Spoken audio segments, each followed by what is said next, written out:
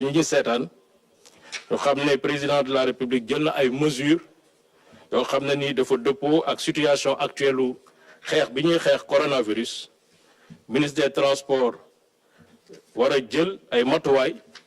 ci transport pour dëppale léegi exploitation bi nga xam ne ñu ngi koy def ci transport ak li nga xam ne mooy situation actuelle bi moo tax ñu ngi saluer bu baax mesures yooyu nga xam ne président jël na ko di rafetlu aussi mesures yi nga xam ne ministre de l'intérieur jël na ko léegi pour arrêter li ñuy wax transport interurbain de voyageurs loolu nag li ñu ko mën a feeloo ci mesures yooyu moo ñu jël ay mesures yu am solo ci exploitation bi nga xam ne moom la ñuy def ci oto yi moo tax ñu ne léegi oto yi xam nañu dafa am ay carte grise yu ñuy affecté ay place ci oto yi moo xam oto transport privé la yaa xam oto transport public la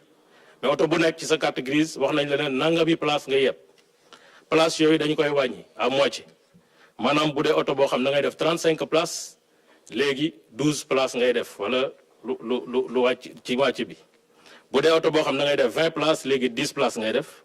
bu dee 25 12 places ngay def bu dee 35 dañ koy diviser par 2 ainsi de suite taxi yi nga xam ne aussi dañ nekk taxi urbain di daw amoon ci seen carte grise 5 places autorisées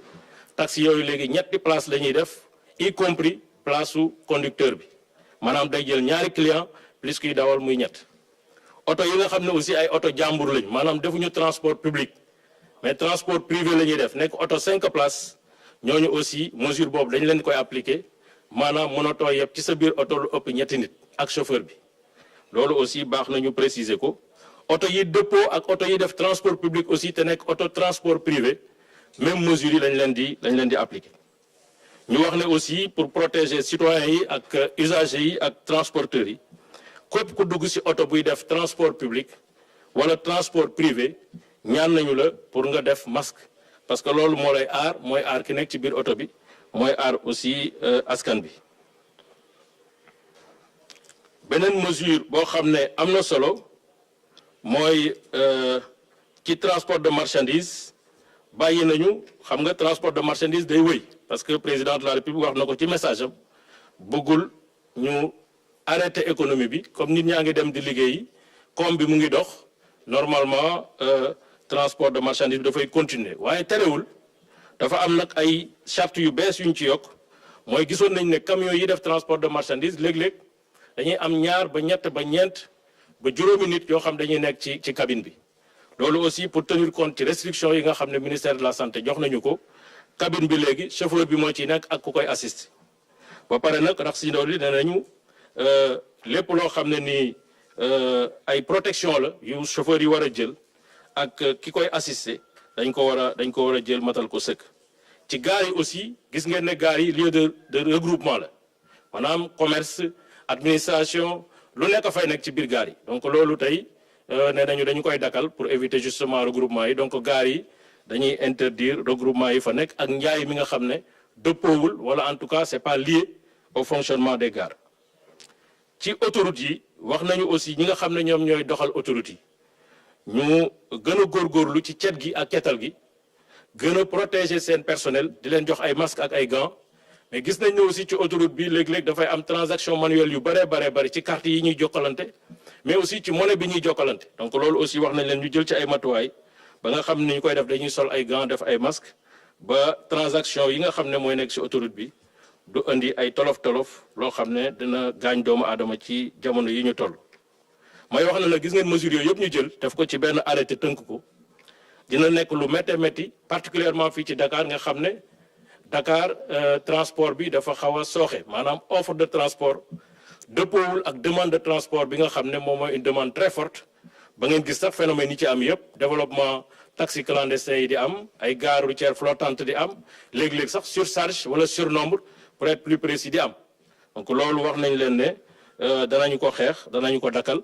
wootaan ci police ak gendarmerie ak képp koo xam ne yoon may na la kàttan ci loolu nga war ko xeex ba nga xam ne tey conditions yi ñu nekk ay war gaynde ay allo Dakar ay horaire yooyu yëpp dañ koy arrêté gaar yi tamit nekk ci ay endroits officiels yoo xam ne c'est des endroits assainis bu am hygiène bu am sécurité boo xam ne fa la nit ñi di yéege ñu mën a xool fan la ñu yéege ak fan la ñu wàcc parce que nag jamono moo laaj loolu aussi moo tax may demander ñi nga xam ne ñoo nekk ci autoroute nekk ci transport nekk ci service de transport yi demander aussi usagers yi lii nga xam ne def nañ ko te mu dëppoo li nga xam ne mooy sàmm suñu wér-gu-yaram ñun ñëpp nañ ci tënku ba mu am benn faay te loolu mooy may ndam société bi loolu mooy may ndam aussi ministre de la santé ak personnel de santé bi nga xam ne guddeeg bëccëg ñu ngi nekk di xeex pour coronavirus jóge fi mesures yooyu yëpp nag bu amee dinañ xam ne effectivement bu offre bi wàññeekoo tarif yi maintenir parce que wax naa ne mesures yi yëpp warul indi benn augmentation de tarif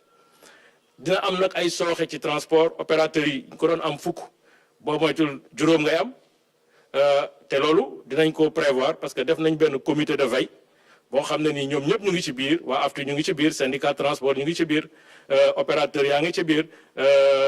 usagers yi ñu ngi ci biir pour ñu mën a saytu perte boobu nan lay toll ci gare routière yi saytu ko ci AFTU saytu ko ci taxi AIBD yi saytu ko ci lépp ba nga xam ne incha allah comme président taxawal na kuréel gu mu tuddee ak fond bu mu tuddee force Covid